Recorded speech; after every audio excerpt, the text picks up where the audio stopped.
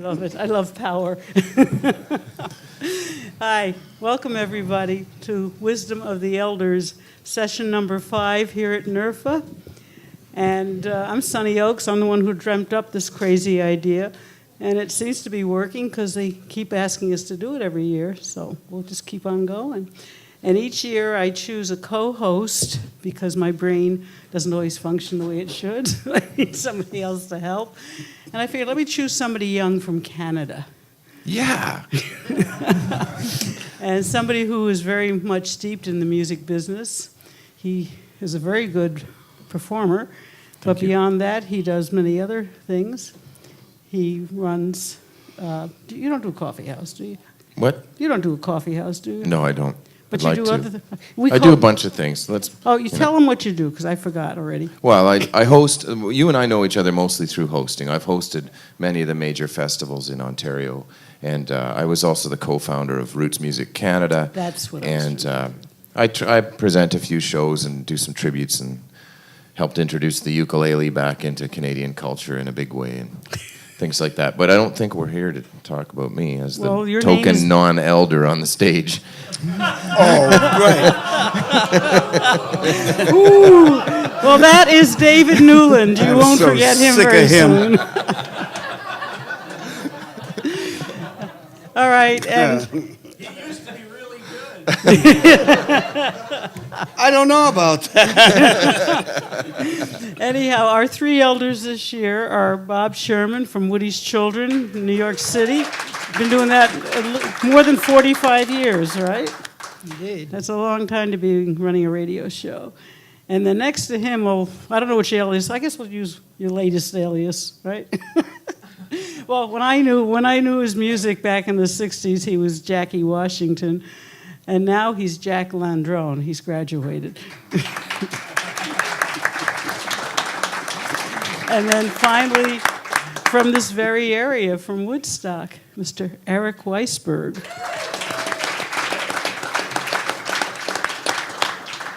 All right, format is as follows. We'll do 3 15-minute interviews of the 3 participants. Then we'll do more general questions, and then by that time you'll be bursting with questions, and you'll get your turn too, you the audience.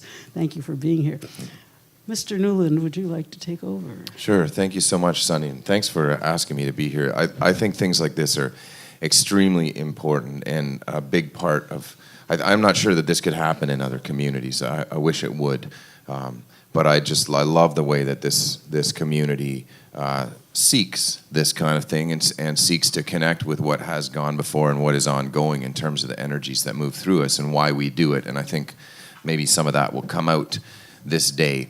So we're gonna begin with Bob, and Sonny mentioned Bob's work with Woody's Children, but I'm just gonna read you like a little bit of a laundry list of accomplishments, because it's Woody's Children, but it's also the Listening Room.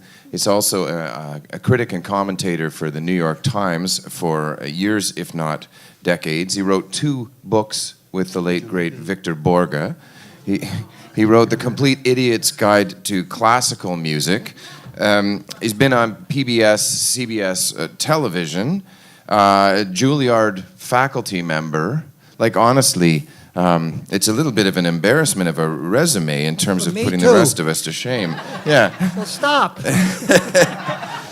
I was kind of there just from as a Canadian. I was pleased to see it. I wasn't aware of your work as a concert host with the Canadian Brass, but that's really cool. We're really proud of those guys.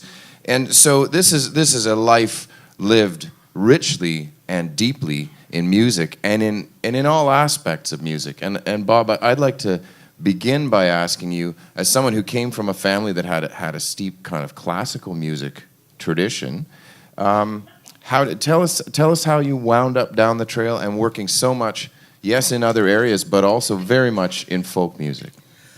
It actually started when I was about 16.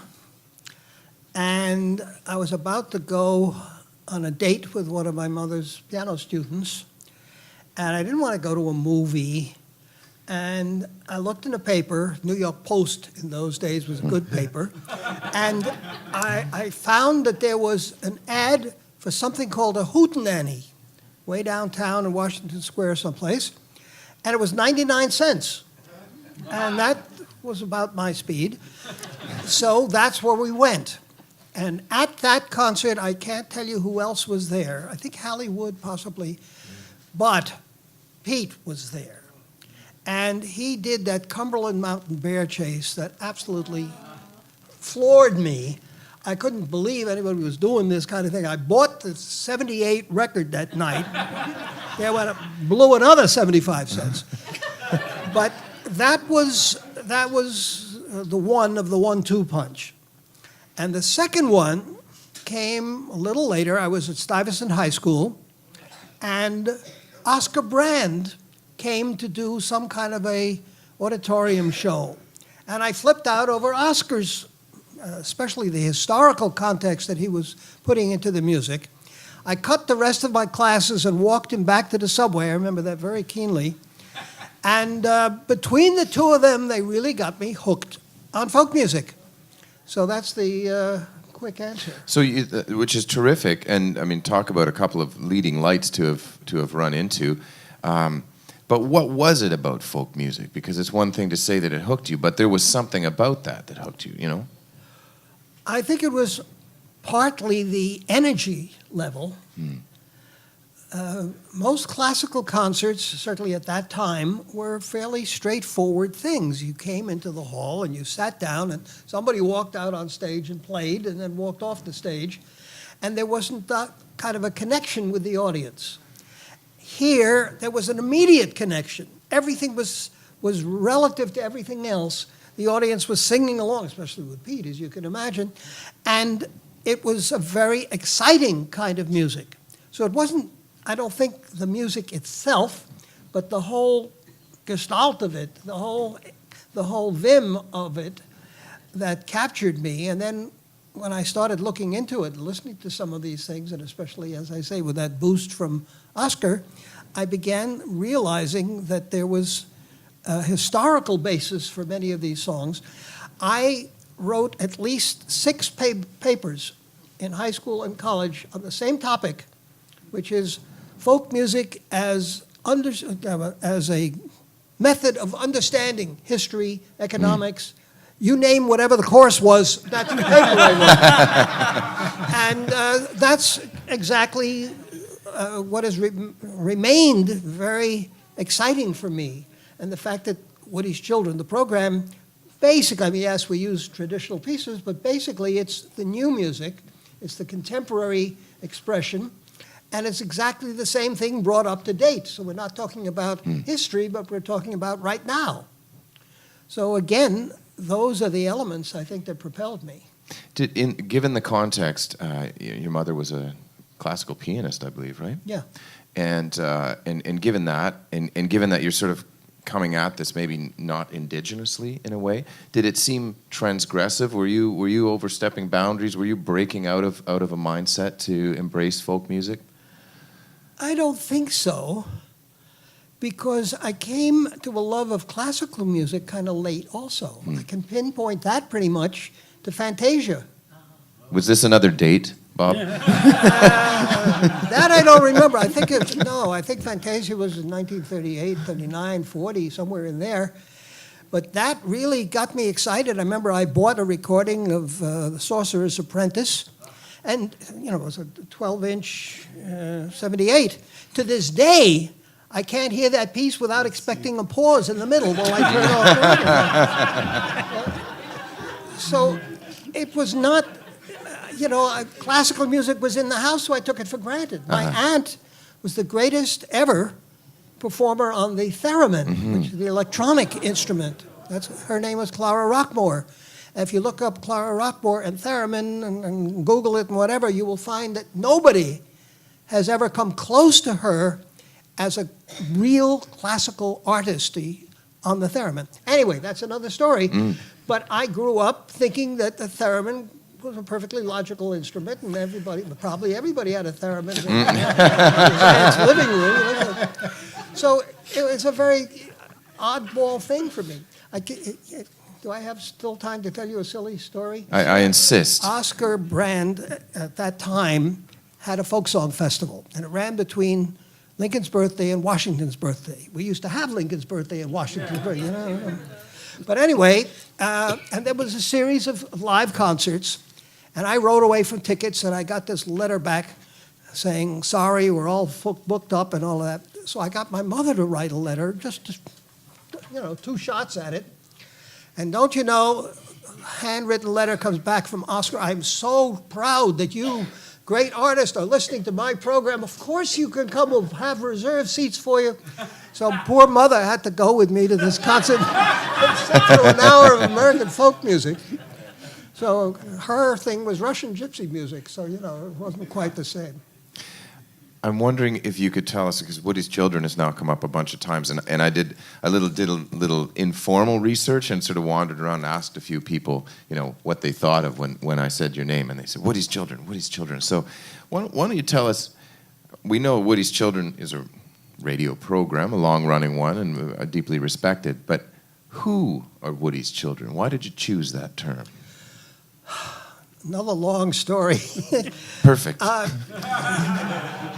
I was then, this is late 1960s, I was at WQXR, some kind of high off, I might have been program director or music director, something or other.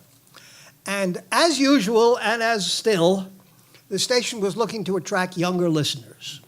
And I was sent on a mission. Go talk to college kids, high school kids, find out what they want. And I went and did just that. And I found that most of the people, of the youngsters that I talked to, were aware of classical music, but didn't really care for it. It wasn't what attracted them. That wasn't their music. And one particular class, this was at Hunter College High School, which is a very top-of-the-line high school for very gifted kids. And I remember one person telling me that she likes classical music, but that's my parents' music. And then I started telling her that we had a program that I started on WQXR called Folk Music of the World, and I wondered how they thought about that. And I said that, we use Pete Seeger, yay, yay, yay, and we use Burl Ives, and finally began dawning on me that they really wanted the contemporary things, and I said, well, I use a lot of Pete Seeger. I stay away from the controversial things like Waist Deep in the Big Muddy, which was one of the anti-Vietnam songs of that era. And I remember one girl got up and waggled her finger at me and said, that's the trouble with you, you're wishy-washy. And I thought about that a lot. I felt like Charlie Brown, and I snuck away, But I thought about that, and I said, maybe she's right. Maybe the trouble is that I'm using Pete Seeger's American ballads and all of that, which is nice, but not really relevant to what these kids are talking about. So I said, why don't we have a program of contemporary folk music? We tried to get Pete to do it, as a matter of fact, because I had never done anything on the air. I tried to, but I didn't have a radio voice. So I was told, go away and let the real announcers do this. And Oscar Brad, of course, had his show going. And this was the big smash hit era of folk music. And everybody was off doing hootenanny shows and whatnot. We couldn't find anybody to do this program. And finally, my boss, in desperation, said, all right, you do it. And he figured, how much damage could I do to folk music, I guess. So I did it. And to everybody's surprise, the program was an immediate success. Ironically, not with young people. No young people came to listen because it still was 1 hour in the middle of QXR's Bach, and that didn't work. But it turned out that our regular QXR classical listeners loved this music, and many of them grew up on it. And for whatever reason, the show was an immediate success, and it turned out that we used to have a cross-generational listenership. And it was the only program that really did that, where grandfathers and parents and the kids were kind of listening to this thing. So whatever it is, that started my broadcast life. And as for the title, I had come up with all sorts of erudite titles, the history of American music in terms of contemporary issues, and a bunch of titles like that. And eventually I said, "Now this is ridiculous. I want something that is, has some kind of relevance and immediacy." And Pete had used the phrase "Woody's Children" around that time, and I decided to do it. I asked Mrs. Guthrie, who was still alive at the time, "Is that all right?" And yes, she gave us a blessing. And as a matter of fact, Pete was my guest on the very first show. So that began in January of 1968? 69, I guess. 69. And that's where it's been going. We haven't missed a week since then. Wonderful. Wow, as you can see, this is going to be very interesting. Our second suspect, and I use that word advisedly, you'll see why in a minute, As opposed to lineup. was born Juan Candido Washington y Landrón, excuse me. Can't read without my glasses. Anyhow, he was born in Puerto Rico and came to the United States and then went to Emerson College in Boston. Well, there was a little time between coming to Well, the we'll get to that. going to Emerson College. I'm speeding it up for a minute. This is the short form. I'm speeding forward to when you got to Boston because that's when you were Jackie Washington, suspect number 2, and now you're Jack Landrón. So what I would like to do is kind of do my interview of you in 2 parts. So for part 1, Okay. we're going to do some music because we need music. This is a music convention, right? So I want you to play a Jackie Washington kind of music to start with. Okay. So this is who he was when he was in Boston. All right. Before I do that, though, I am Juan Candido Washington Landrón. That's who I was, am, and will be until they carry me out. So, I don't like to think of it, I was this and I was that, because it's very easy. I'm a Gemini. Very easy for me to just go be, schizophrenic or something like that. It's just that Juan Candido, in school they called me Juan Landrón. They called me Jew and Landron.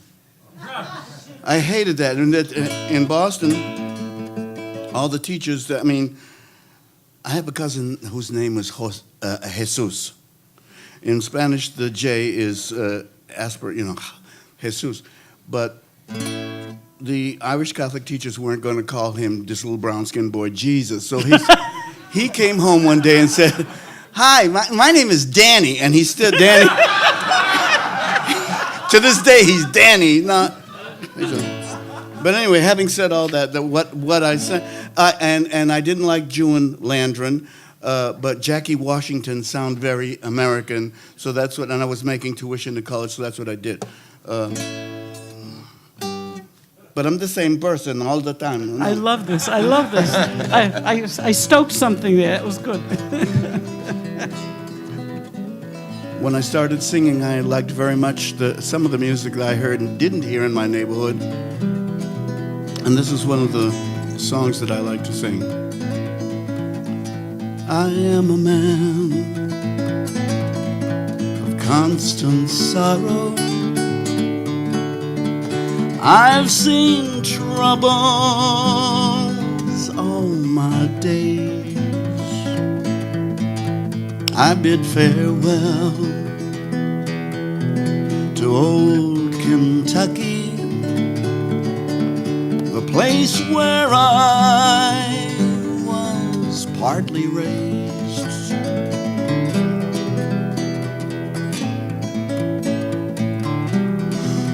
For 6 long years I've been in trouble. No pleasure here on earth I find. Around this wide world I'm bound to ramble. No friends have I to help me now.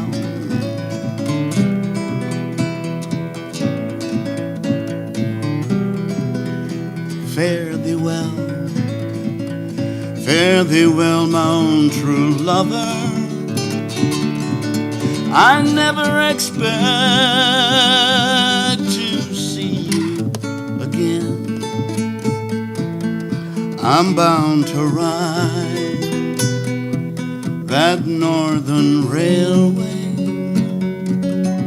Perhaps I'll die upon this train.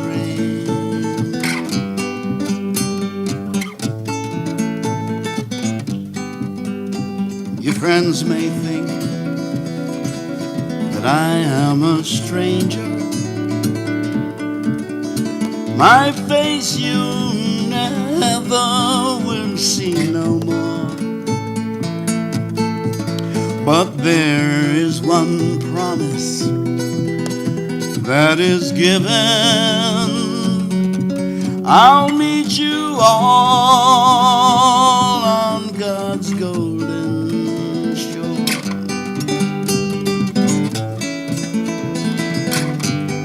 Yeah, I'm a man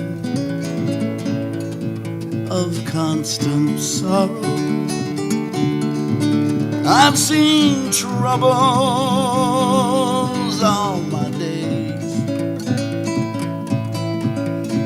I bid farewell to old Kentucky, the place where I was partly raised.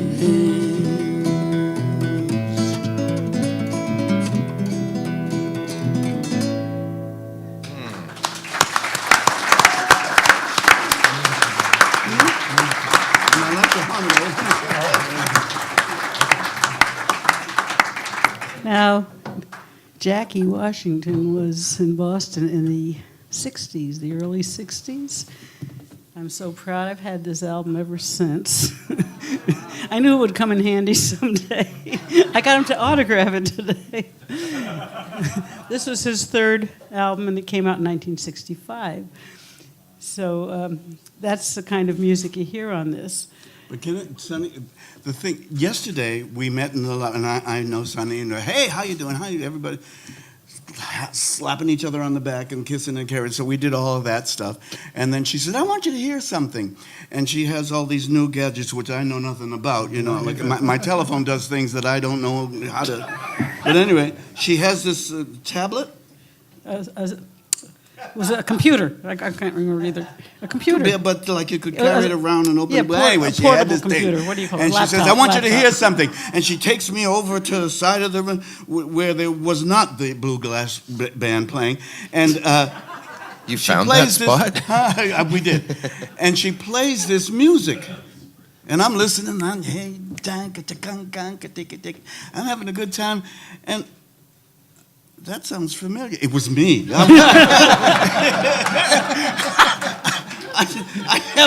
haven't heard any of those records for. It was just kind of embarrassing because I was saying this guy's got. Oh, I love it. Yeah. But what I wanted him really to hear, because I was hoping he could sing it for you today, but we're going to have to take a rain check next time he comes back.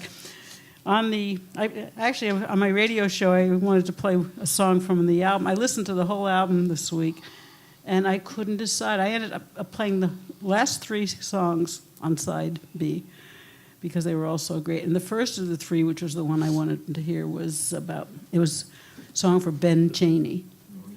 Now, those of you who are younger might not know, Ben Chaney was the younger brother of James Chaney, who was Goodman, Chaney, and Schwerner, who was killed in Mississippi.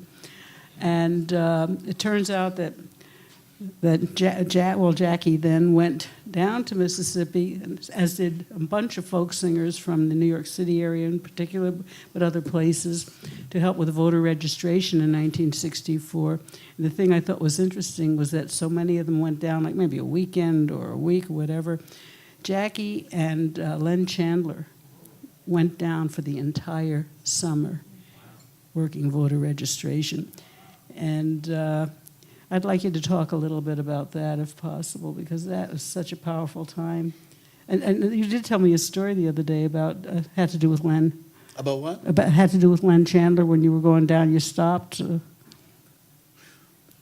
Well, there are so many stories about this, but The one about the song that he wrote.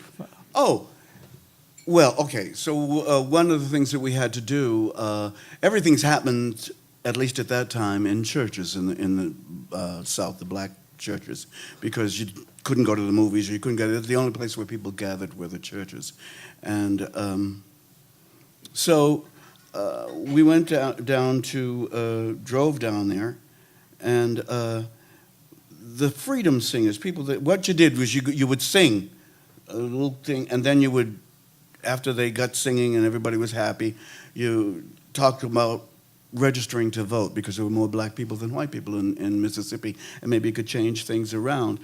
There were deterrents. There was the Ku Klux Klan, the White Citizens Council, and the Society for the Preservation of the White Race. I always used to kid that y'all white folks don't have much confidence in your genes, because like they had to preserve the white race, but like that. So Len Chandler, that you mentioned, was a singer-songwriter, and he went along with Cordell Reagan, who was one of the freedom singers, to go and to an area that was near where Cordell had grown up. And Cordell says, "Can we stop, the old house where I was born?" And they found it. And Cordell wanted to clean his father's grave. He had a swing blade, this little thing that you swing and you cut the grass and whatever weeds and went. And while he was doing that, he described, he gave memories and Len was taking it down and wrote this wonderful song, "My Father's Grave." And Len taught it to me. And I always sing it. I love the song. I sing it still. And so we did a thing. Susie Ehrenrich did something that freedom is a constant struggle. Yes. And I was given credit for having written Father's Grave. So I wrote a letter to Len, who was then living in California, which he still is, and I was back east. And I said, "Len, thanks so much for composing the best song I ever wrote." And Len's response was,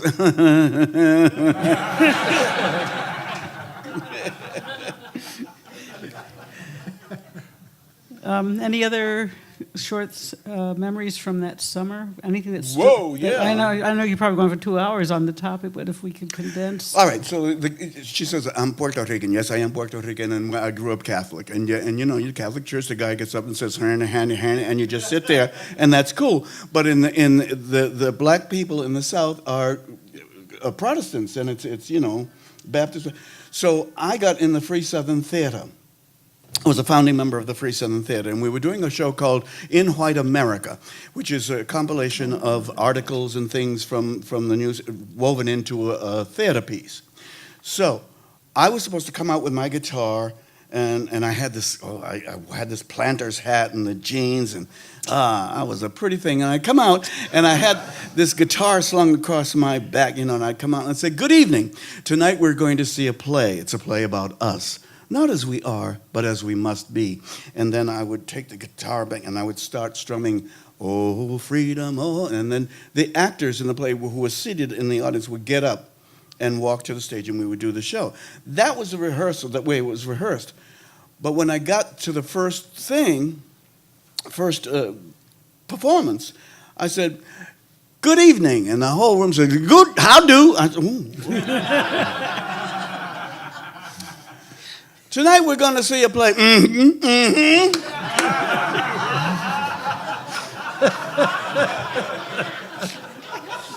"It's a play about us." "Well, all right now. Not as we are, but as we must be." "Go ahead, son, take your time." I said, why are they talking to me? I'm doing this thing here. And it was just, but after a while, it was good, because you could tell how you're doing by the kind of amens you got. Had I get one more thing? Okay. They had this, one of the Marcus Garvey speeches in the show, one of the actors came out. We are too great and powerful a people to grovel in the white man's oppressive dust. No more sycophantic begging and pleading. No more begging for crumbs that fall from the table. The time will come, and it won't be long, when the command will be given, come home. Home to Africa. He was a nationalist. Same thing happened here. We are too great and powerful a people. Yes, we are. No more sycophantic begging. I know that's true. No more begging for crumbs that fall from the table. Oh, Lord, that's right. Yes, the time will come. Yes, it will.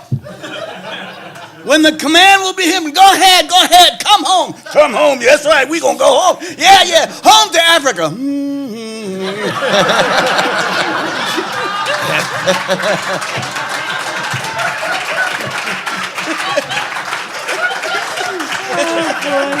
Jack, you're one. Well, what you just did leads just so naturally into the next phase that I want to take you, which is I want to take you home. Listen to some more of these stories. Okay, which is you went from being a singer into being an actor, and that just showed beautifully in that segment you just did.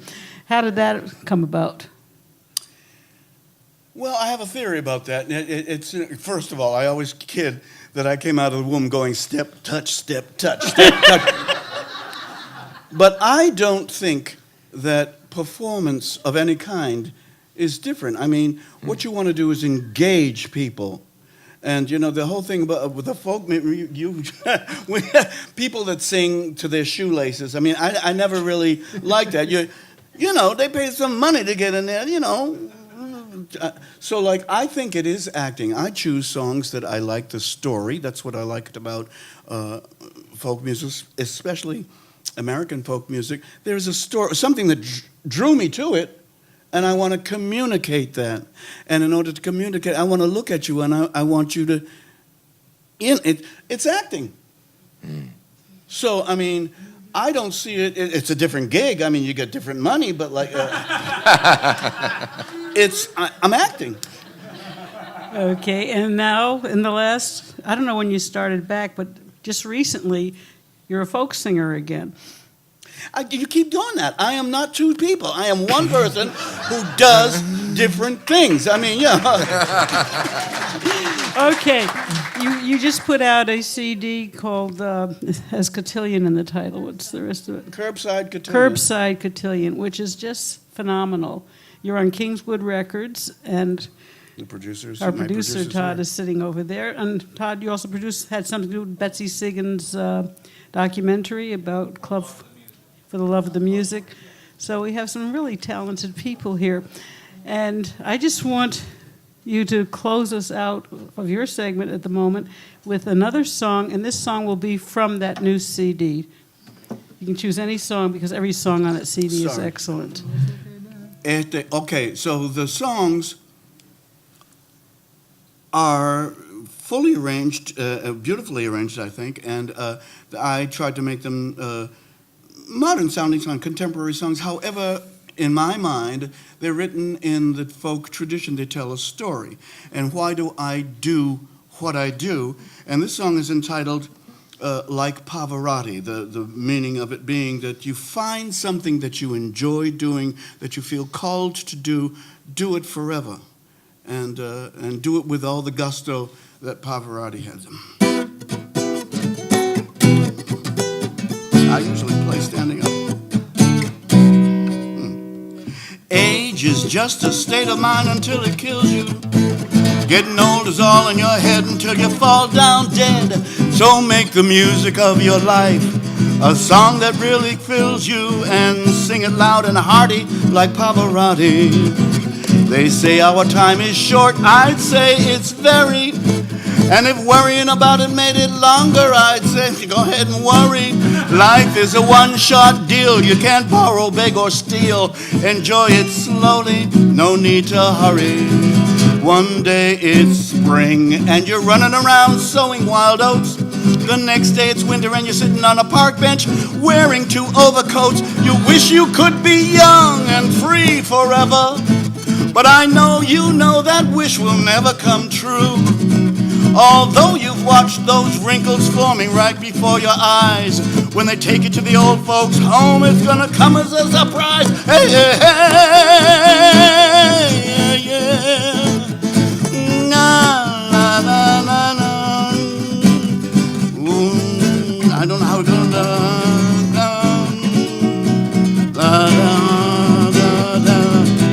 I haven't got the orchestra. I don't save money. When I'm gone, I'm leaving none. I want the day I die to be a sad day for everyone. Whether you're a baritone, a bass, or a soprano, you'd be very wise to be advised by Luciano. Look inside your heart until you find your greatest passion. And then, my friend, indulge until you cash in. 'Cause age is just a state of mind until it kills you. Getting old is all in your head until you fall down dead. So make the music of your life a song that really thrills you. And sing it loud, don't stop until the day you drop. Sing it loud and hearty like Pavarotti. Ridi Pagliacci.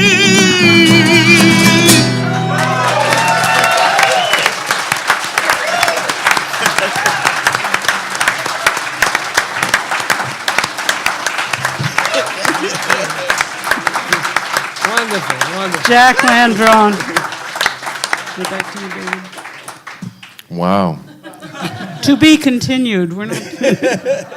Congratulations to both of you. That was an excellent. You know, I keep wanting to tell him he has a beautiful voice and I love listening to him, but I hate him.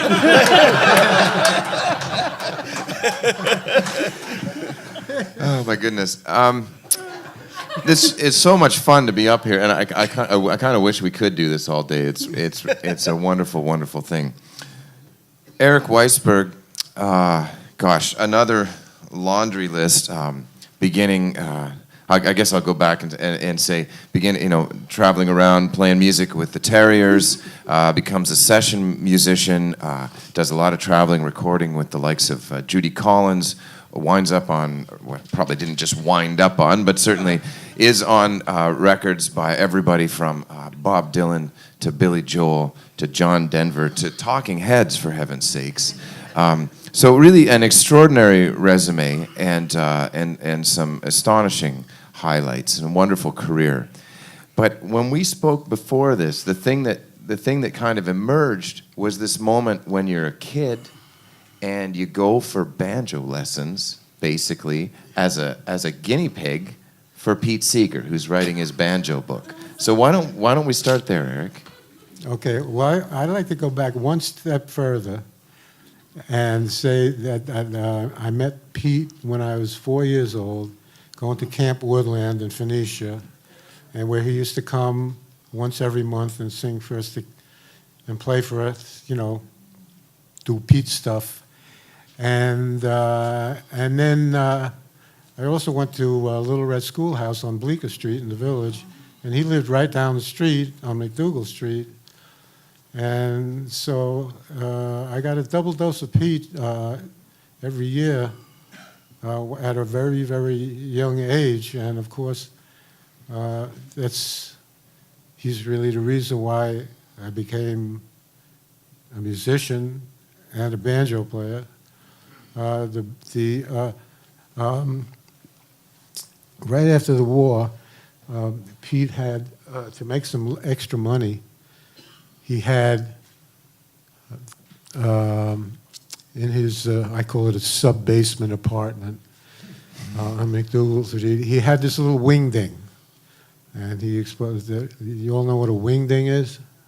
A wingding is a hootenanny during the daytime. Oh, neat distinction. This is true. This is Pete talking. It's a wingding during the daytime.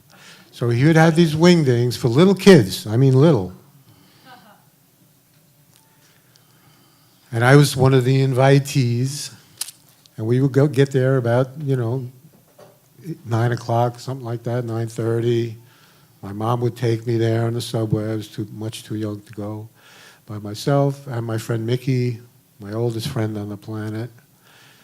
Our dads were childhood friends in the Upper East Side of New York slums, 1910, selling newspapers on the street, barefoot. They remained friends for their whole lives, and the two couples, my mom and his mom, the same thing, remained friends their whole lives. And we are still friends. We're still singing and playing and recording together. But so Mickey and I used to go there. Moms would drop us off and go shopping on 8th Street for an hour or so. And Pete would sing to us and get us to sing, like Pete does. That's his thing. I say does. It's hard for me to imagine a planet without him here. And every once in a while, he would have his friends and cronies. They'd be passing through town, and he would have them come and do the same thing as guests, you know. So at age of 5 years old, I was sitting from here to there, listening to Leadbelly. And he was bigger than life. I mean, you know, and his voice was, everything about him was bigger than life. And all the other greats, Brownie and Sonny, Cisco Houston, you know, it was on and on. Oddly enough, 15 or 17 years later, when I had grown up and got, you know, could play, Cisco was making an album, his first album, and I was the only other person on the album playing with him, singing. So it was one of those paths. I don't want to say to glory, but I mean, it was one of those astounding things, you know, that seems to have happened to me my whole life kind of thing. And then later, couple of years later, 3 or 4 years later, Pete's dad suggested that he write a banjo instruction book because there weren't any. And he thought it was a really good idea. And so he basically in the same place on McDougal Street, except it was upstairs in a slightly bigger room. And Mickey and I, my friend Mickey and I were both students there. And he would give us a technique, you know, one Saturday morning. And we would go home and try and learn it and come back the next Saturday, and he would give us another technique, but he would test us on the previous technique.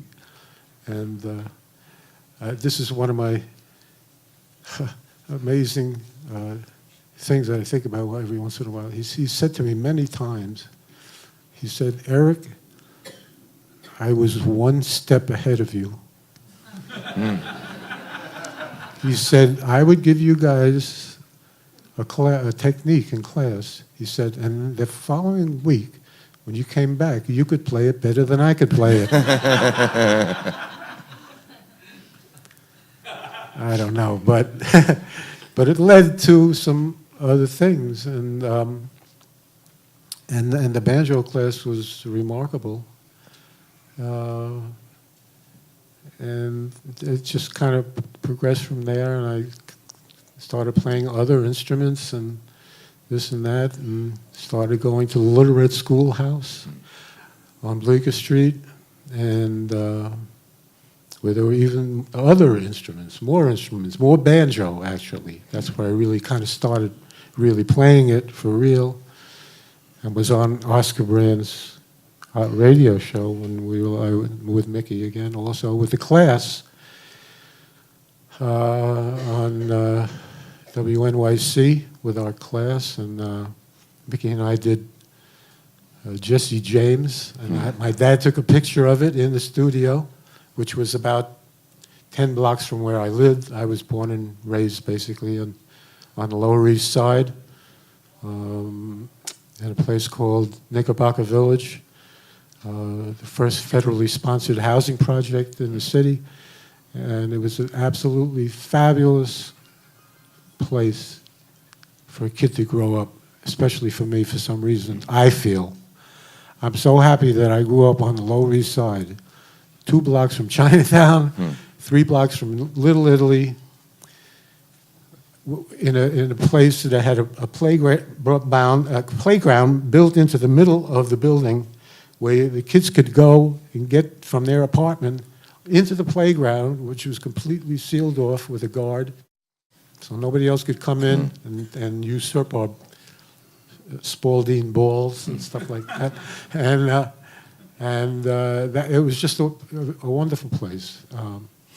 Let me ask you, because the childhood stuff we talked about before, how incredibly formative that is, and you go on, in some ways it kind of indicates a path for you, and Pete's influence and the banjo and being around that, you know, in that crucible of music. You then wind up, I mean, I listed a few of them, but like just to pick sort of randomly, you're on Billy Joel's Piano Man. You're on Bob Dylan's Blood on the Tracks. You're on John Denver's Rocky Mountain High. These are some of the great records of our time. I dare say of any time, right? And I know it freaks me out all the time. I mean, well, what I'm curious is, having worked with all these musicians and coming from where you came from, is there something that bound all those experiences? Was there a through line, you know? And did those musicians see something in common that wound up with you working with them, or what could you take away from that? I think so. I always can't say I tried to play musically. It just kind of came out that way, and some of these recordings came about in a very strange way. And at one point, John Denver, you mentioned, who an angelic voice, one of the greatest singers ever on the planet, and wrote great songs too. He did you know, great songs. Maybe you didn't know that. But I got called for almost all his albums, and I had started playing the pedal steel guitar, a very rudimentary old one, and I mentioned it to Milt Oken, his producer, and he said, well, why don't you bring it to the session? We'll see what happens. And so my first pedal steel session was Country Roads.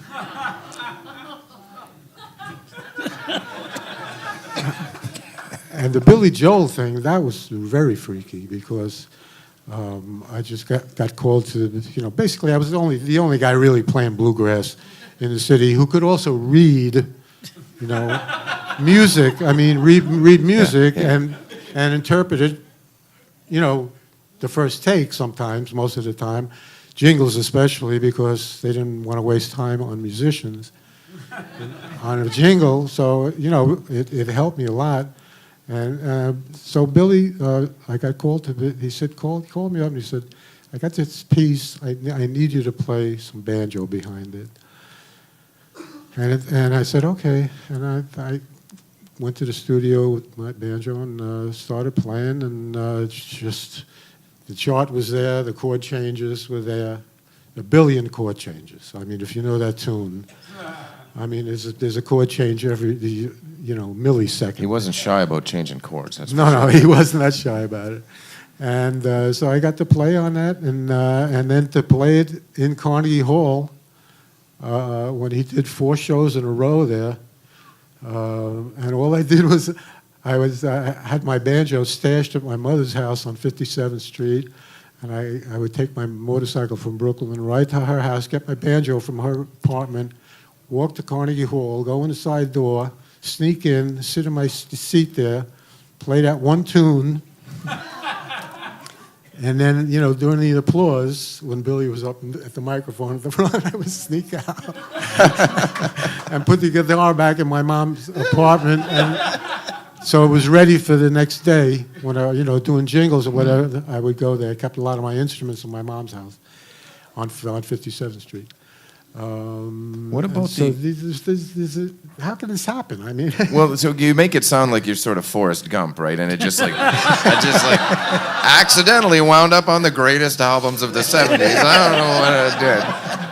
But one thing that I know a lot of people probably associate with was that famous, or maybe I should say infamous track it was from the movie Deliverance, which I must admit I haven't seen. It's been described to me so many times that I don't want to see it now, like in all honesty.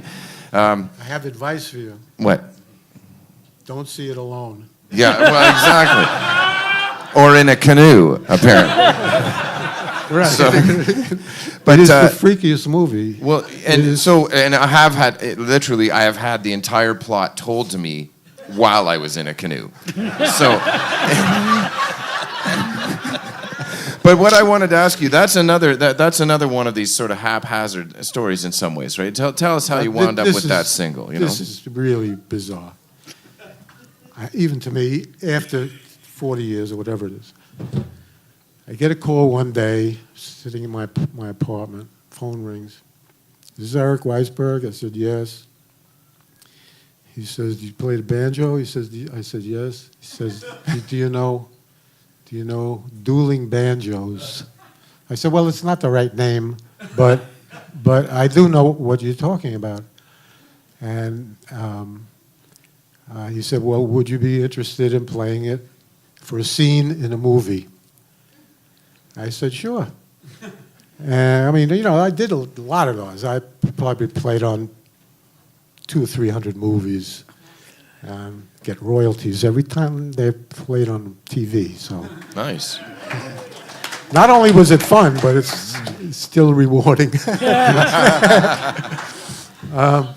So he said, would you mind coming up to my apartment on the Upper West Side and just basically proving it to him that I knew it.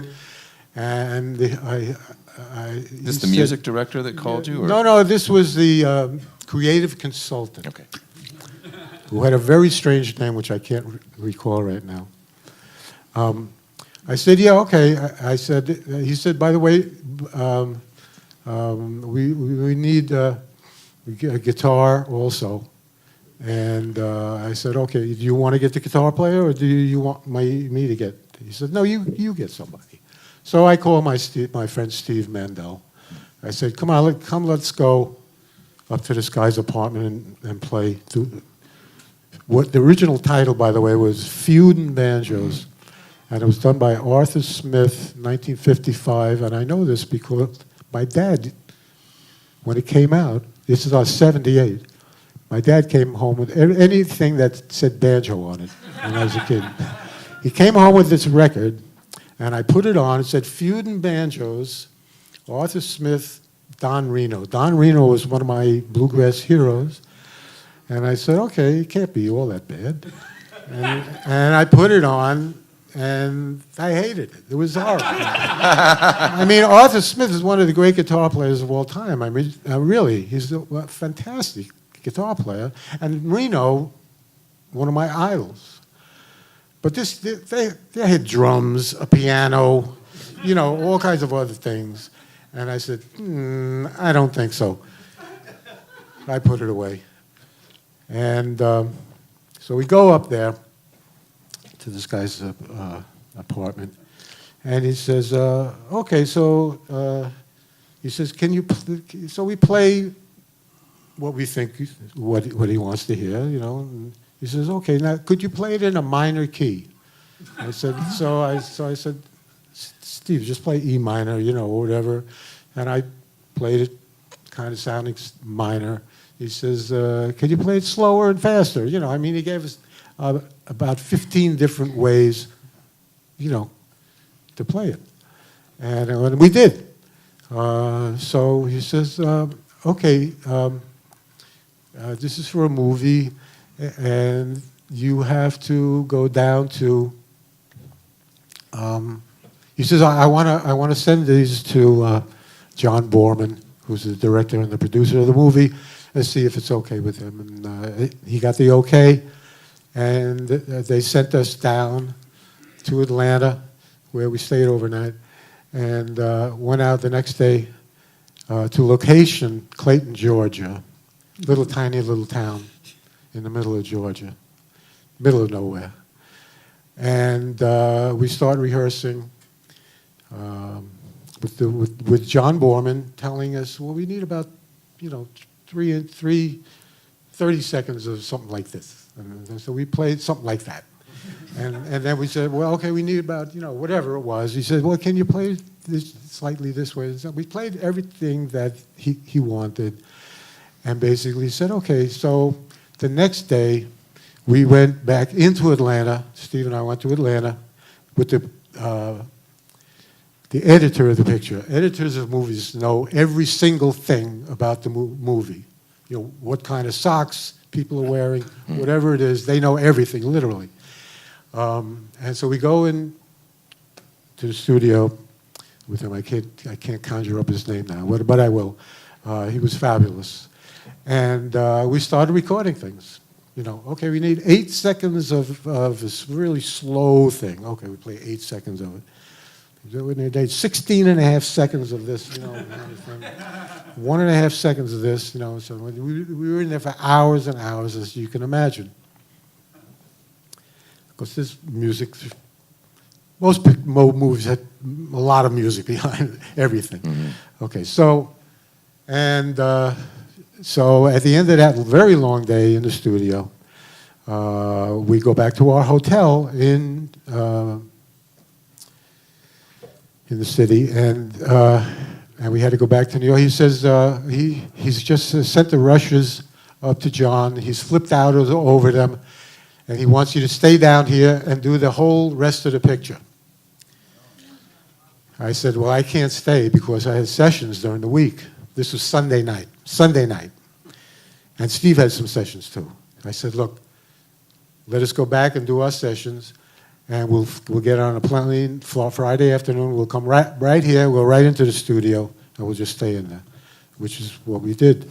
And that's where all these minute, detailed takes came from. And then we went home, and I went back to doing my jingles. Steve was doing some studio work too, and producing and whatnot, this and that. A year and a half went by, we didn't hear anything. And I get a call.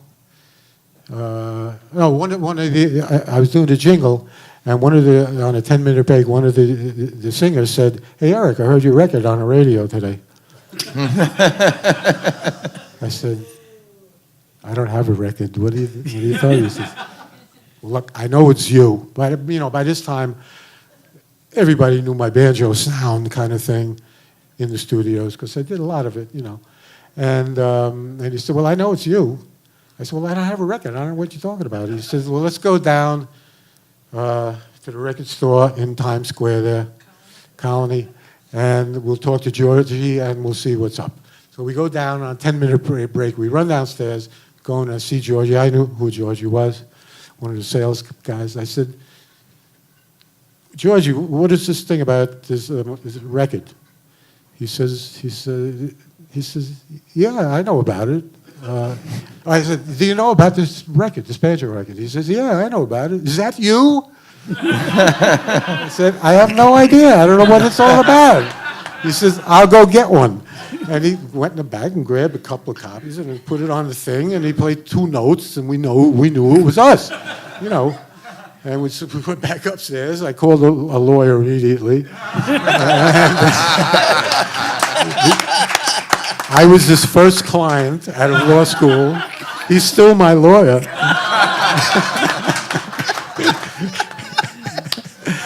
And, okay, so there's this thing there.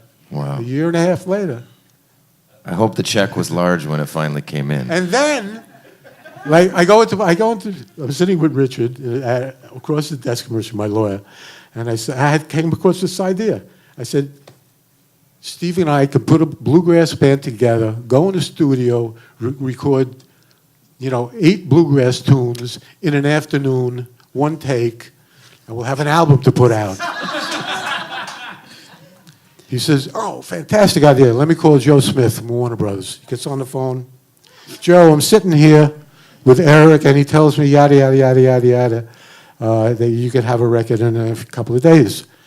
And he goes like this, puts his hand over the phone, and he leans over to me. He says, the album is out.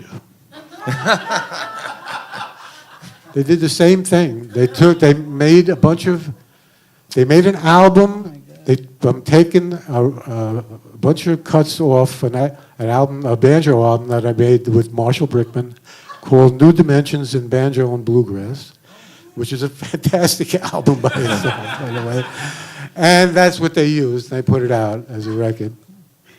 Unbelievable. All this You didn't talk. know- Go ahead, Jack. You didn't know that I mean, they did it without your signing anything? Yeah.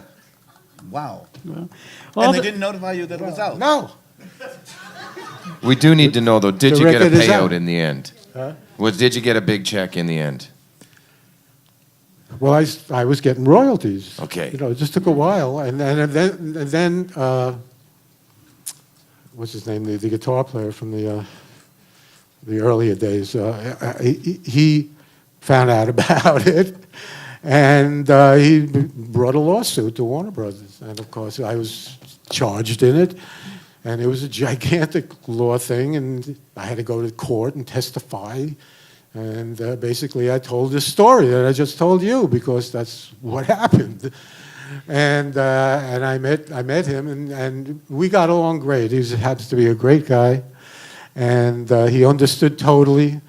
And now the record is out, it's selling like crazy. I mean, you know, it just went nuts.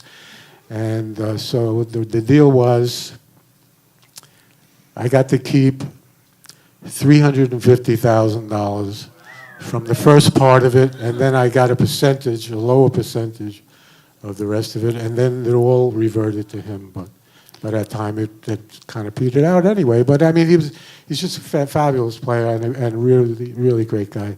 So we had a good time in court, oddly enough. So I mean, to me, this is the weirdest story in the history of recorded music. Two guys playing in a gas station. That becomes a major hit record. How does this happen? It's insane. By the way, I say don't go to see the movie by yourself. Okay. Eric? Eric, are you going to, you got a little something, maybe we could actually hear you play that in the banjo? Not that tune, but whatever tune you want to play, you know? You brought a banjo, I'll right? try. Yeah. Let's have a hand for Eric, please. Eric Weissberg. I have to get the banjo out, sorry. Be right back. So Eric's going to set up his little track, and then I think we're going to have some kind of back and forth on this topic of the wisdom of the elders. We're going to explore a little bit about wisdom. I don't know if we're going to explore what it means to be an elder, but if anybody has any ideas, Well, you let could me start know. with, I'm still what's training. a record?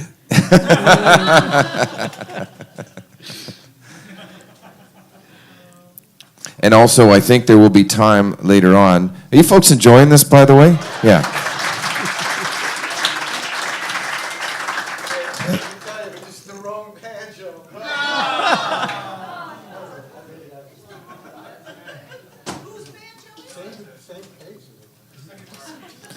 This was a 6-string banjo, and he doesn't have enough fingers for it. So I would like you folks to consider some questions of your own that you might want to ask our esteemed panel as we move along, and in doing so, try to keep it somewhat contextual to our theme, right? This idea of wisdom, eldership, influence, and what brought us here. How did we all come to be here? Sonny? Well, I'm watching Eric. He's sending for. Pay no attention to the man running to the check room. Okay, so while we're waiting for the banjo to arrive, Jack, Bob, do you have any comments on that crazy story that Eric just told? Well, I think there are so many stories that involve recordings because if it's not a live recording, if it's a studio thing, you never know what really went into it, who actually is doing what on it, how much is the artist's work and how much is the engineers and the editors thereafter. And you don't often know what you're really getting. So you have to be careful with records. I know what I got from doing a lot of studio work and riding motorcycles at high speed all around the world. very bad ears. Maybe someone else can tune your banjo for you. No, it's got a special tuning. I do have a question, though. I mean, you've all of you have been, I think, quite modest in this, and Eric in particular, you've sort of told this story in a way as if the circumstances of your life had kind of conspired to bring you into these wonderful outcomes, and I've heard some of that from the other gentlemen as well, and I'm wondering, is that a real thing? Are we just products of fortunate circumstance and interesting influence, or somebody owns something that they brought to it? I mean, like, I'm looking at you because I want to get back on your good side, right? But Jack, is there something? Can you own something that you brought that said, this is my special thing, and I know it, and I own it, and it's my contribution to make? Yes. Somebody asked about the acting you asked about, and I, as I said, join it together. When you perform, you are a servant of the people in a way. You want to share something that you have, make them feel better, and I think that it is very important that you learn how to perform as well as play the instrument, because that is, I mean, you spend all that time either writing the tune or learning how to manipulate the instrument, and then you're dull as ditch water when you stand up there and do, that defeats the whole purpose. And I think that it is very important to have some knowledge of the fact that this is a job. And a job to communicate it is the other half of what you do. It's nice to be able to play, and I know people that just went all over do all the things, but like, who wants to go see them? So like, I think that is something that I know how to. So you took ownership of that. You said, I'm going to master this craft. I'm going to bring this. Well, expertise. It just happened. I mean, it's something that I happen to have. I still get, and I did it just when I was playing. I'm nervous around the instrument. I can't play the instrument well enough without. I mean, it makes me nervous. But the performance thing is something that comes easy to me. Right. As much work as I put into learning the guitar, others should learn how to put into learning how to perform, because they are two halves of the same. So what are you going to do? Oh. Just taking your mic away, nothing serious. Okay. Yeah, we have one. That's what I was. Our sound woman, Allison, does a great job. She's right on it. And if something needs to be fixed, she'll fix it. Yes, Wanda? Jack, when you were touring around in the 60s, in the Boston area in particular, there were not very many people of color who were native to Boston touring in there. Did you find that to be a difficult thing? Because I know that when I was going to Club 47 at that time, there were very few native Bostonians of color who were traveling in the folk circuit. I mean, Sonny and Brownie would come in, and Mississippi John Hurt and this kind of thing, but there were not very many people from Boston, from the Boston area, who were of color, who were performing. You were one of the few. Okay, Wanda, this is a very interesting question. It's something I'd like to spend some time on, and because it's long and involved, why don't we first listen to Eric, what he's going to, and then we can, because that's a bigger, that ain't no question. That's a, hey, I got an hour to give you on that. You know what, it struck me as we were all talking individually, that we were all in the folk era at the same time in the city, and we heard each other and stuff. It's pretty amazing, where it's all gone and where it went from there, because that was really the beginnings of it seems to me. The folk groups and solo folk acts and becoming so popular, and rightly so, I must say, but it's pretty But amazing. that was, yes, a very specific time. You can almost categorize it over a 7-year period or something.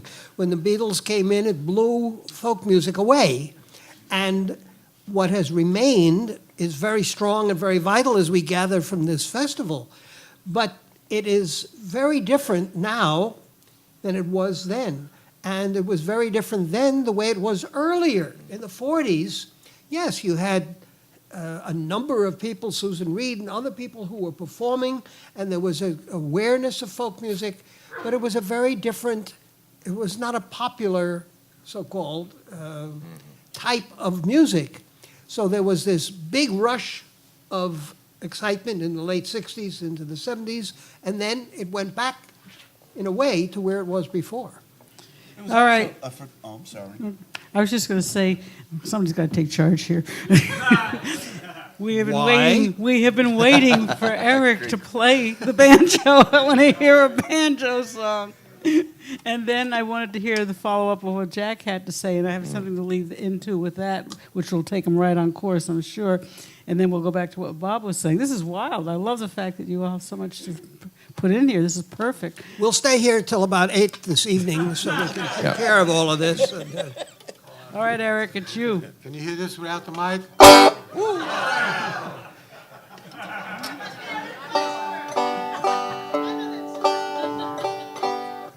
These are 3 tunes that I wrote a long time ago, 30 years or so ago. I was writing banjo tunes.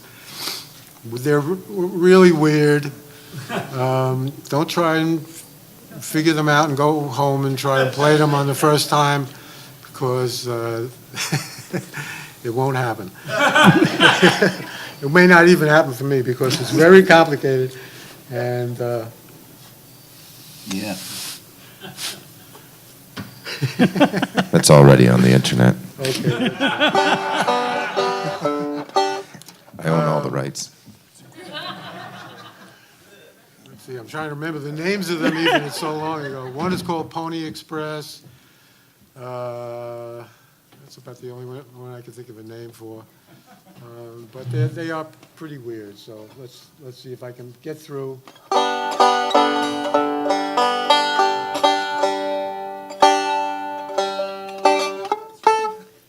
I have been practicing this, but it's they are really strange. Let's see what happens. I don't know.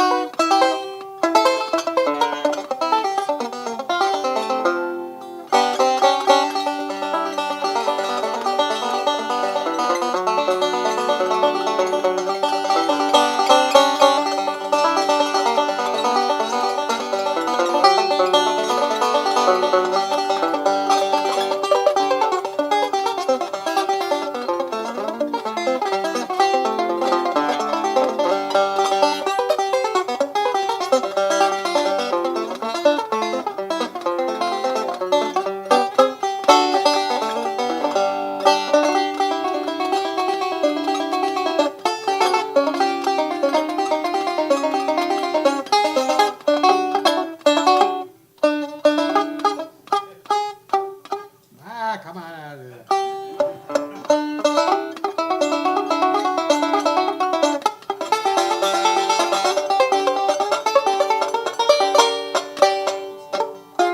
I lost it.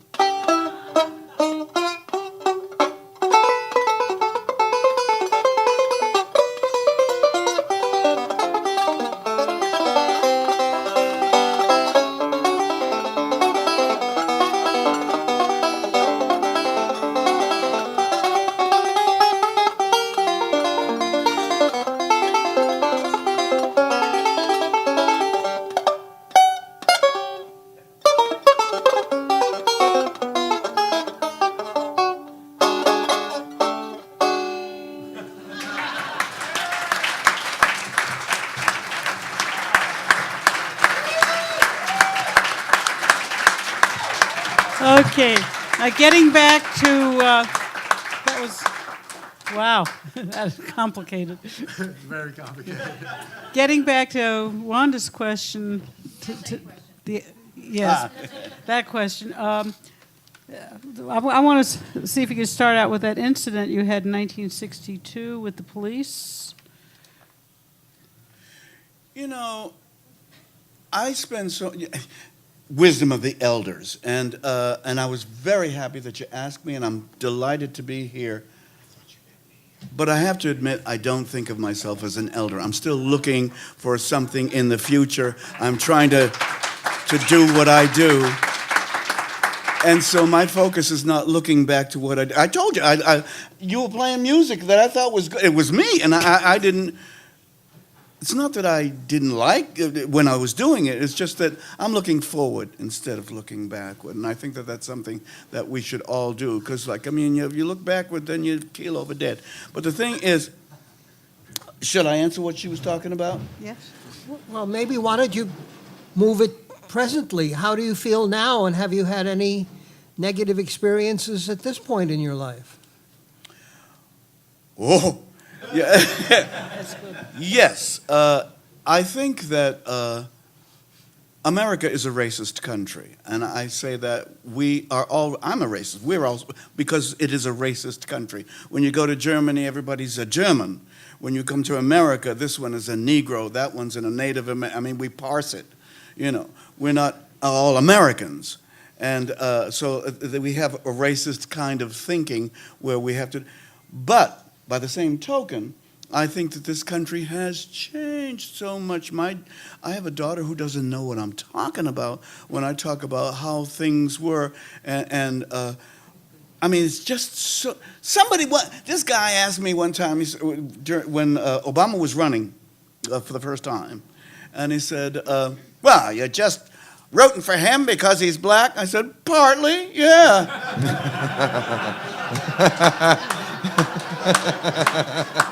Let the brother make a few mistakes, y'all, and man, you know. That's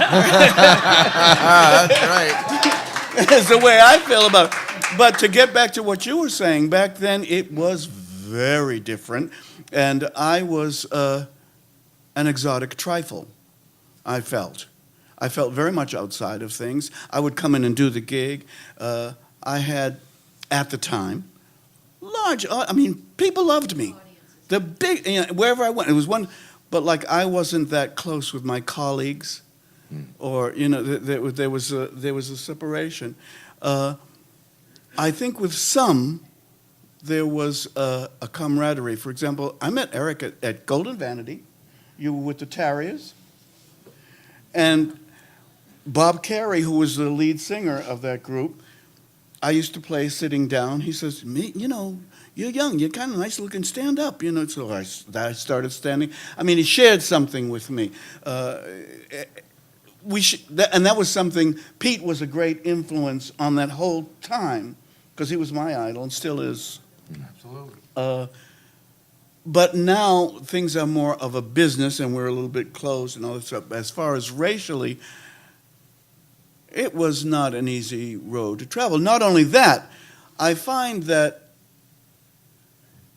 white people in general are more, they will look back or study, like the Japanese, they will study something that has happened.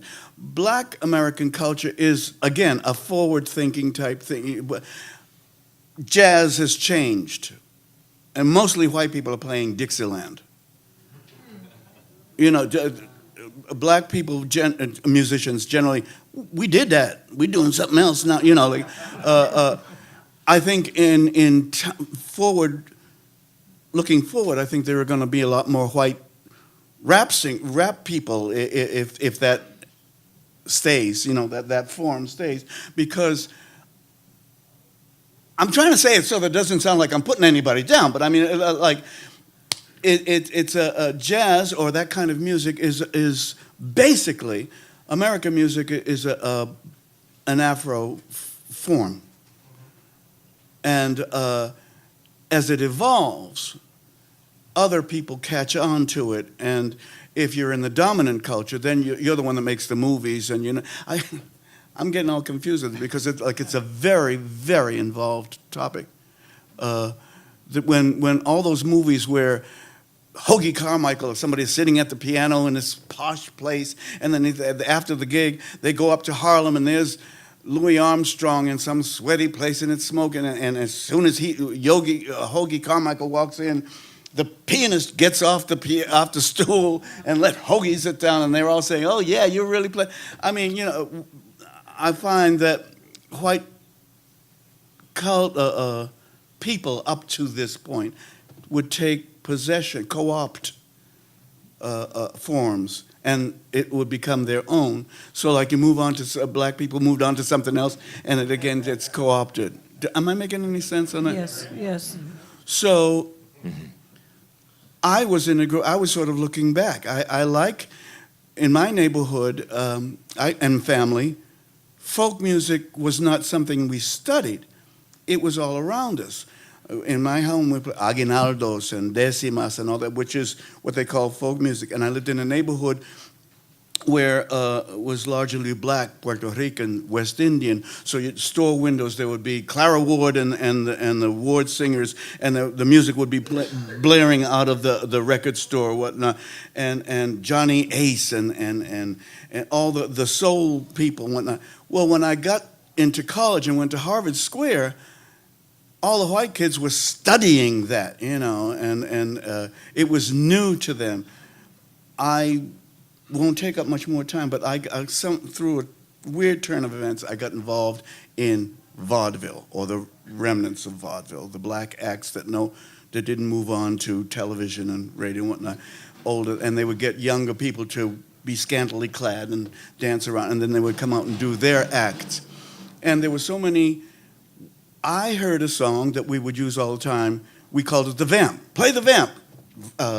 Vi's bra is broken, so like somebody have to be fixing it, and they play the vamp. When I got into Harvard Square, and I found out that was called the St. Louis Tickle. But that was something that we used every day, to say dun dun dun dun dun dun dun, and you played that vamp. Well, then Van Ronk played the hell out. I mean, it was very arranged and it's wonderful music, but it was his was a product of a study. This was something that was in my life. So I felt that I knew music. I mean, I wasn't I'm getting convoluted because I'm I aware. got a question. Tell me. For everybody here. Do you feel that the folk era helped the integration thing and or hindered it or whatever? I mean, I was in a folk group that was integrated folk group, and didn't mean anything to me because my whole life was integrated.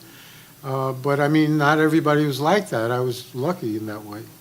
But I mean, I feel that the folk era and integrated groups and people getting kind of used to seeing people of different colors on the stage together and having a great time, like, integrated Dixieland bands too. I mean, I grew up on Dixieland because my dad collected Dixieland 78, going back at the Louis Hot 5 and Hot 7 from before the turn of the century. And I've related it to bluegrass in such a way that people never argue with me about it, and it's this. They're both, they have the same amount of people in the band, basically. 5 people. A rhythm section in a bluegrass band is a guitar and a mandolin. In a Dixieland band, it's drums and the bass. And things like that that make it all mold together, and I could never separate it. A Dixieland band has trumpet, trombone, and a bluegrass band has a banjo and a mandolin for the lead parts, and then they all play the tune together once through. Each guy takes a solo, and then they play it all together. at the end, the same thing. But the biggest thing of all, it's a 2-beat formality. In other words, there's 2 beats for the measure instead of 4 beats, like big band slightly later. The next generation of big bands was 4 beats, where the bass drum and the bass were playing 4 beats per measure and not swinging as much, to my feeling, but still fantastic music. I mean, I think that the folk era played a big part in it. Allison, I'm sorry, Allison, do you have the microphone that I asked for questions from the audience? Because there's there's a one question here. there, but I want you to use a microphone. Wait a minute, wait, please, we want you to use a microphone. Oh. You think so, too? Yeah, but they gotta get the mic. She's There it handing is. you a mic just now. No, I don't need a mic. I don't need a mic. Yes, we do. We're recording. Sorry, okay, I got a big mouth, so I usually don't feel like.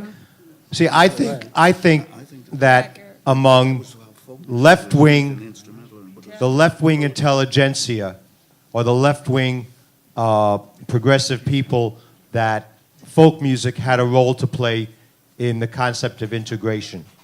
I grew up, I'm a red diaper baby, for what anybody knows that means. That means my parents were communists.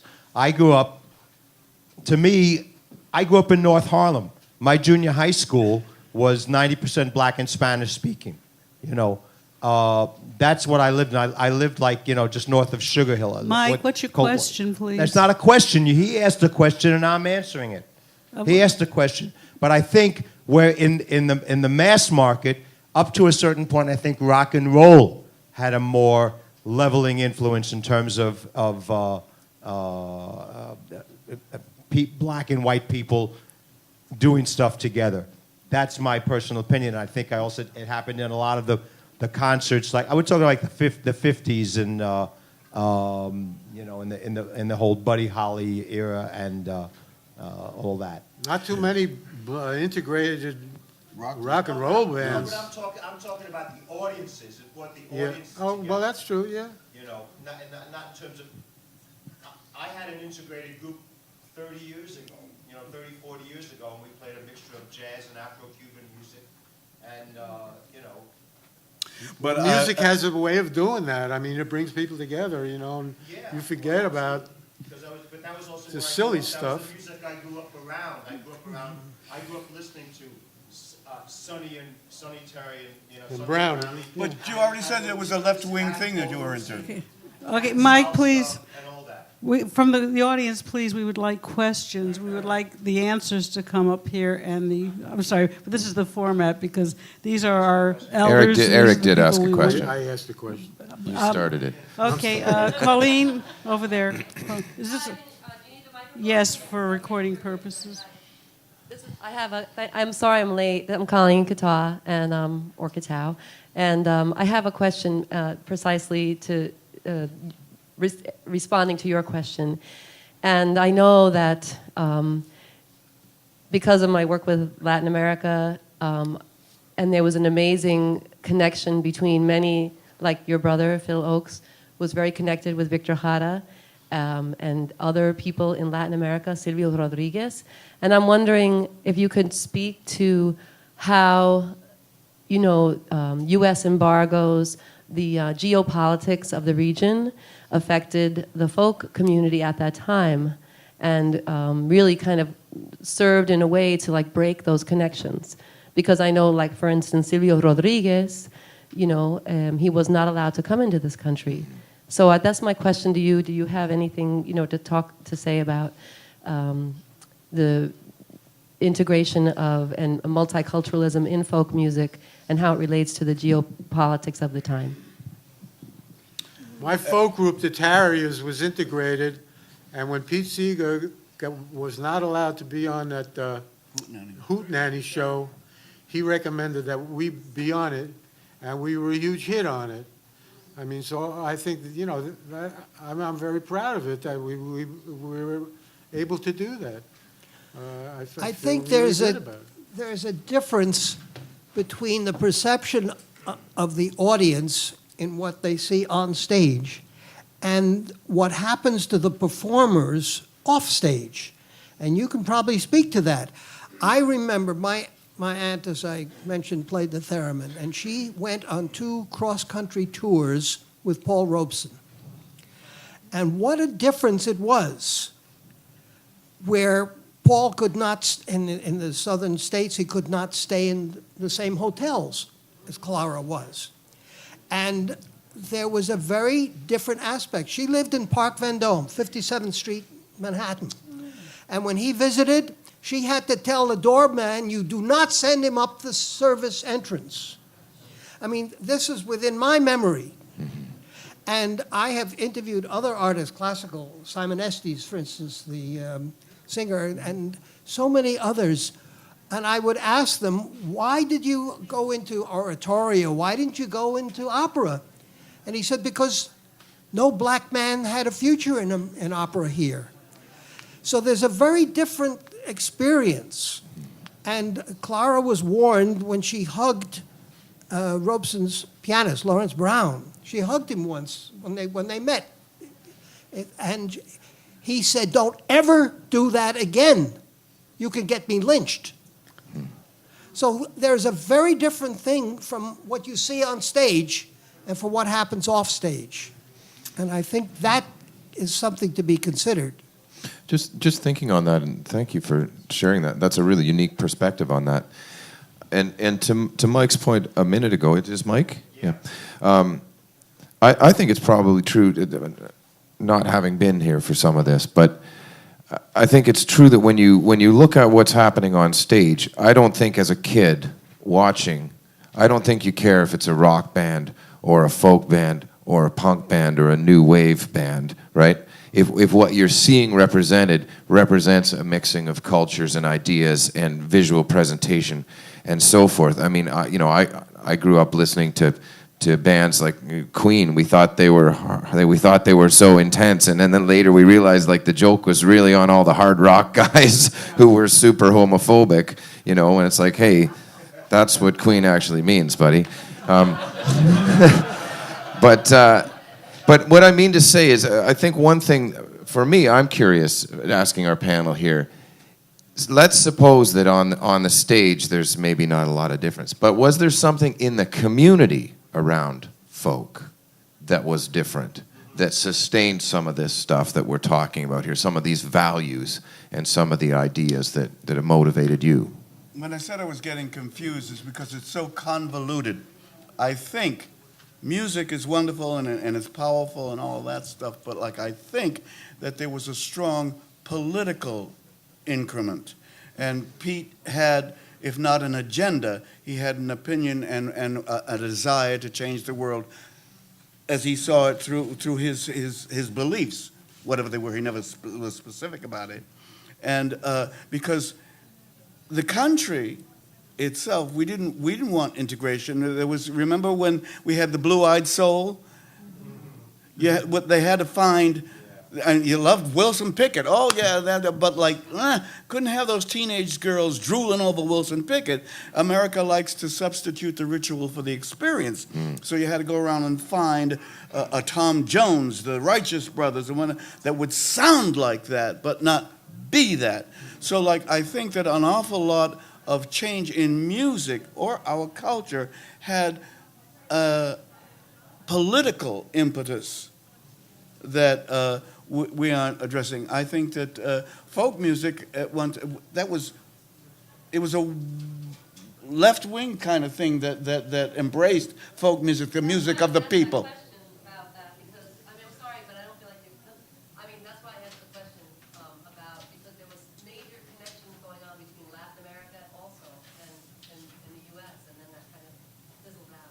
I don't think that we were that sophisticated. I am Latino, and I didn't know anything about Jara and all those people.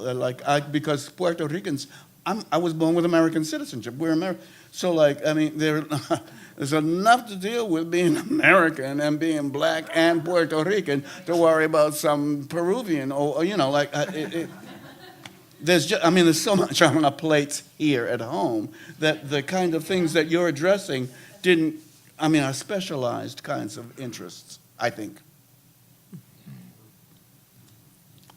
Question over there, Betsy.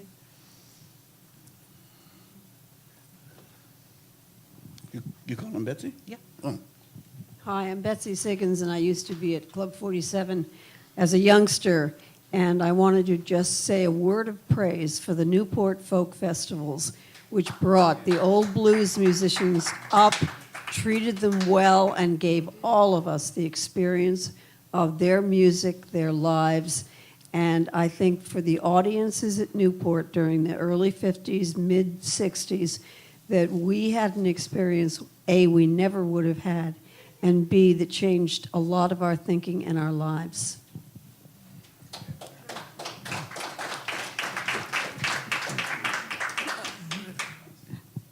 There's a gentleman with a question there, and there's another gentleman with a question there. First of all, I want to say this is fabulous panel. Thank you, Sonny, for bringing it. This is great. I'm getting off the political subject for a minute. I want to ask Robert Sherman a question because so many of us in this room are folk DJs, and many of us got started listening to you.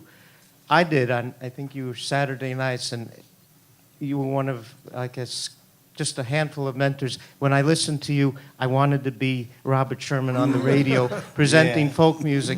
But my question, and maybe other people, you other two could answer it, is the evolution of technology in folk radio, where you started, you had to flip over part 1 and 2 of the record. But how did the evolution from LP to disc to Flash drive. flash drives and downloads. How did that affect you in presenting folk music on the radio? Actually, it did not. Because when I started Woody's Children, I was at WQXR. Yeah. This was owned by the New York Times. It was a completely unionized station. And the engineers had their own union, and they controlled all the machinery and all of the playing of the recordings.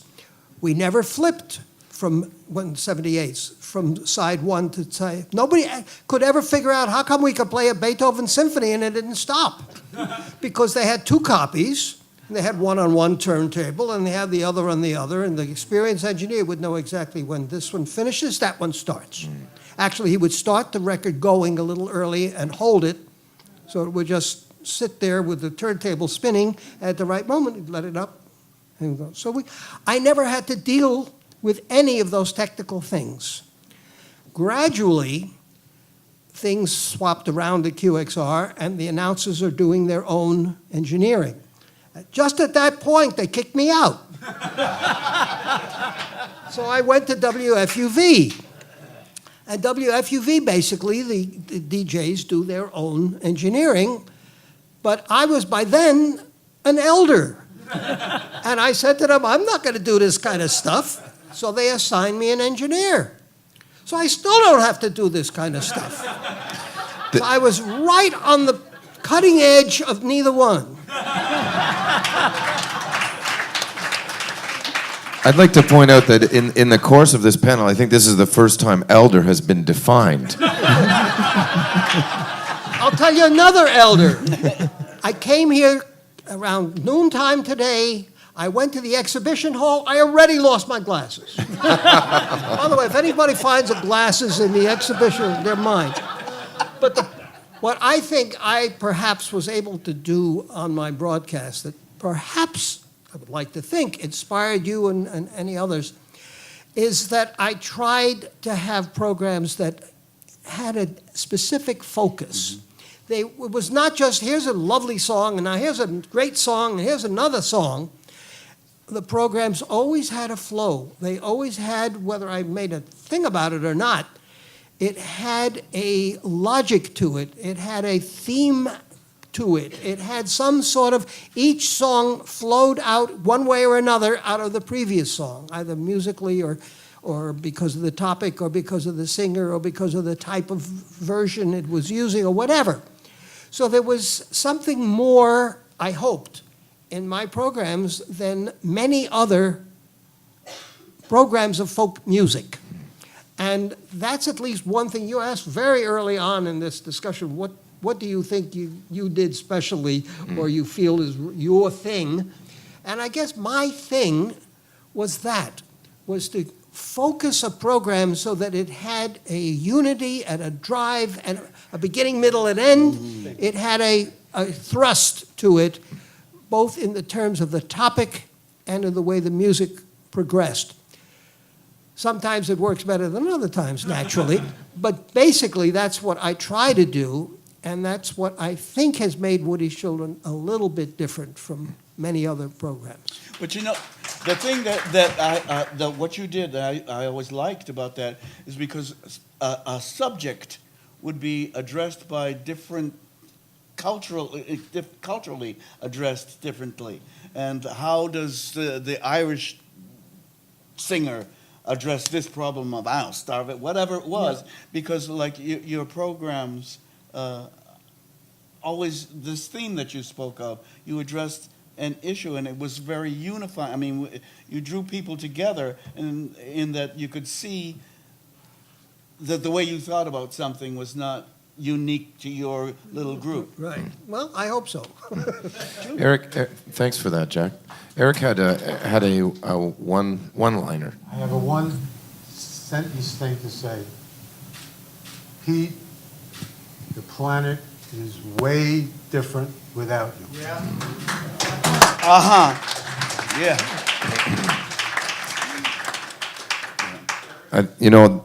Last spring I hosted a Pete Seeger tribute up in Toronto, and I hosted basically because I called the club first and said somebody should do this, and it's wound up you should never do that unless you intend to be the person who does it.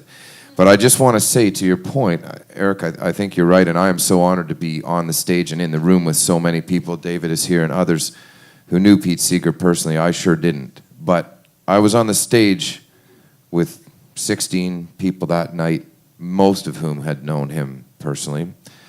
And we packed that room for 2 nights, and everyone in that room wept on 2 different nights.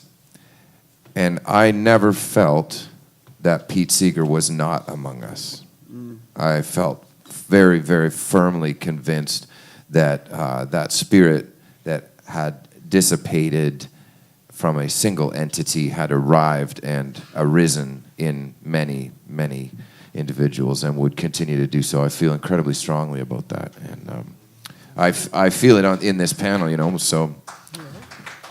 I think each one of us has separately said that pretty much the same thing, that we were deeply influenced by Pete. Our whole focus on music, our whole focus on life, our life's work in a way, sprung in one fashion or another from Pete. So yes, absolutely. I have a question to that, because your show is called Woody's Children, and frequently when people talk about folk music in an American context, Woody's name is sort of foremost.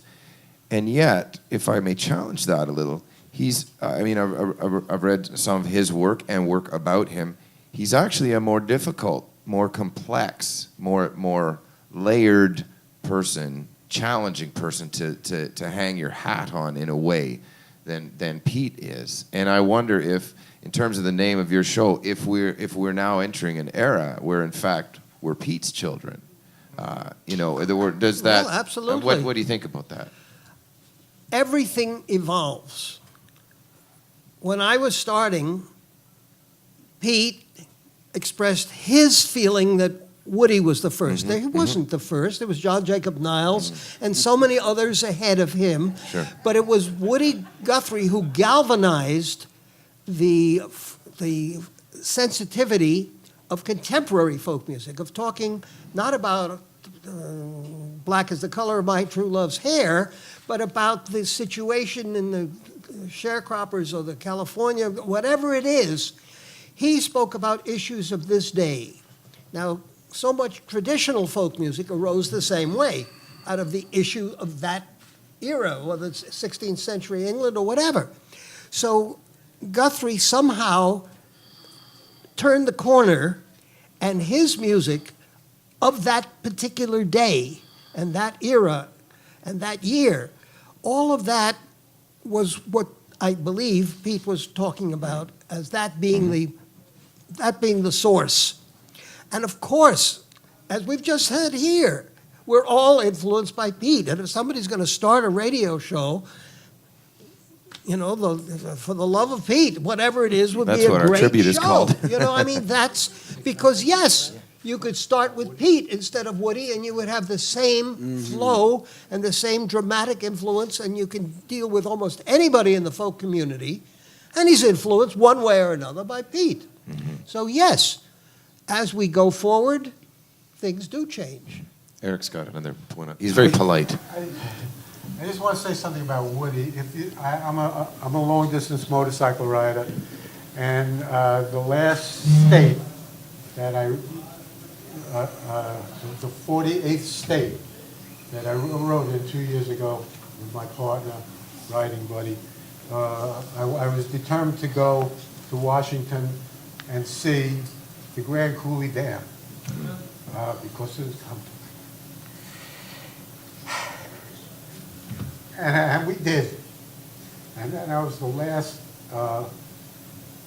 state that, now I've ridden in all the 48 states and all the provinces and all around the world and stuff, but that was an emotional moment, and it is now just thinking about it, because we rode all day through Montana, up into Washington, and when we saw the back, when you come from the south, you see the back of the dam first.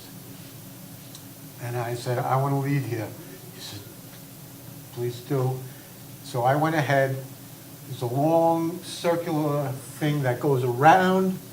You come up on the back of the dam, and you go around to the front on a big road. And then, I couldn't see the dam. As I was driving there was still water from the river from Canada all over that highway. And I said, what's going on here? And then I saw that the dam was up there. I knew it was there. And I pulled over to the side of the road, and I was humming the song in my head. And I stopped. I pulled over to the side, and I stopped. And I realized I couldn't see anything.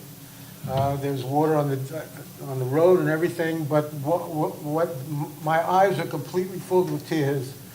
And I couldn't focus on anything. I had to stop and take a breath.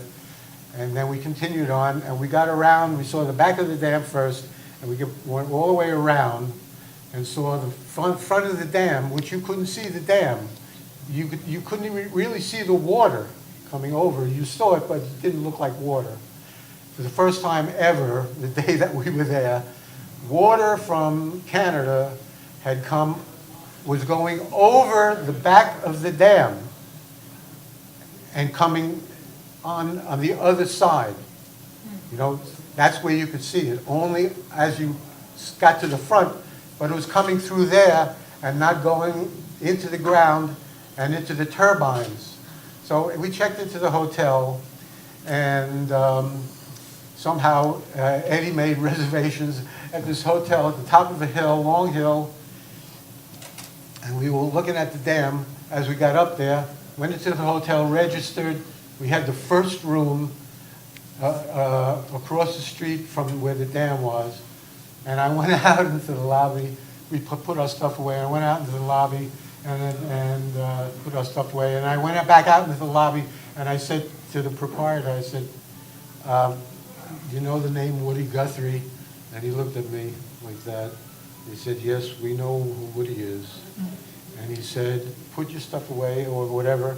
And he said, just go across the street, a very narrow, one-lane street like this. And I did. And there was a stone park bench, like in Central Park kind of thing. And on it was a guy playing the guitar like this, with the guitar way over here, and he's playing like this, and his head is back like this, and he's singing. Obviously, it's Woody on this stone bench. On one end is a young boy playing the mandolin or whatever it is. No, he was playing, he might have been playing the band, I can't remember now exactly. And that's Arlo, and on the other side is the young girl playing another thing. It's a thrilling thing. It's worth a trip to see the river and the road going up there. And then if you read about how intensely crazy it was to build this dam, how long it took and how difficult it was. It just, it's an astounding thing. You can look it up on the net and see the history of how it was built and who built it and all that other stuff. But this ride, I'm so glad that we did this and that I insisted on it. And that was my last state.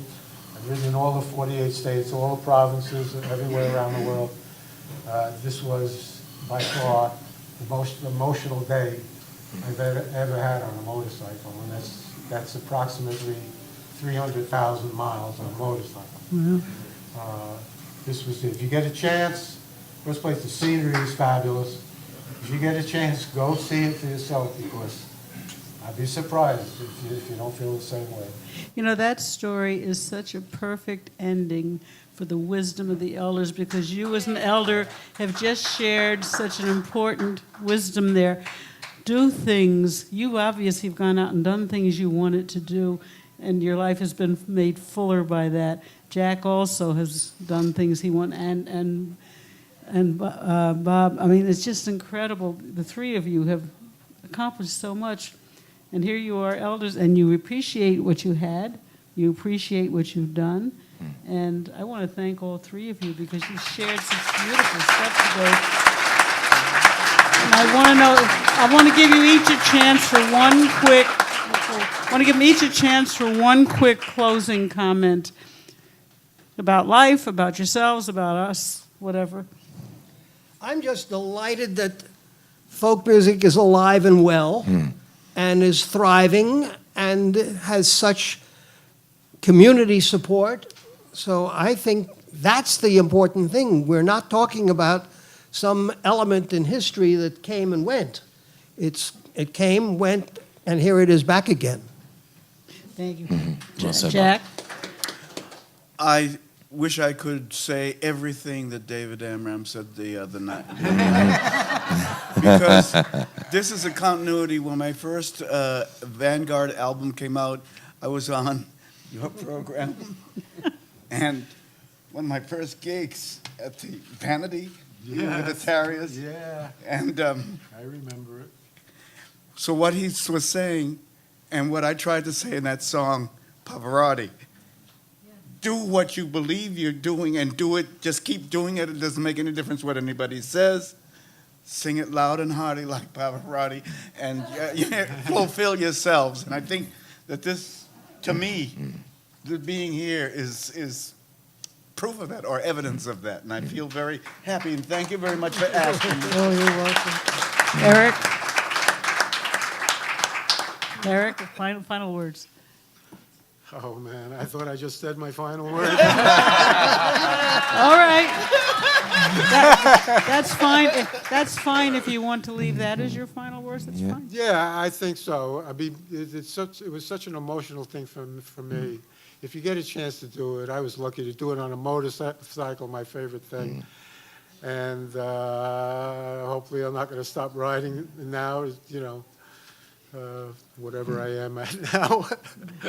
And got a few more places to see, but not too many. And I also want to thank David Newland. What a great co-host. Thank you. Sonny, thank you for asking me. Thank you all for being such a deeply respectful, thoughtful audience. And can I just say, I think this is one of the things that is unique about this community. I have friends who make music in all kinds of communities, and we all cross boundaries. But this community not only respects and honors eldership, but we understand that is not something we are looking back on with a little pat on the head. This is what we are striving for, people, is to be able to be this present and this thoughtful and this creative and this genuine, and to pass that forward. And I'm deeply honored to share the stage with all four of you, and thank you for that. Thank you so much. Thank you. And thank you all for coming.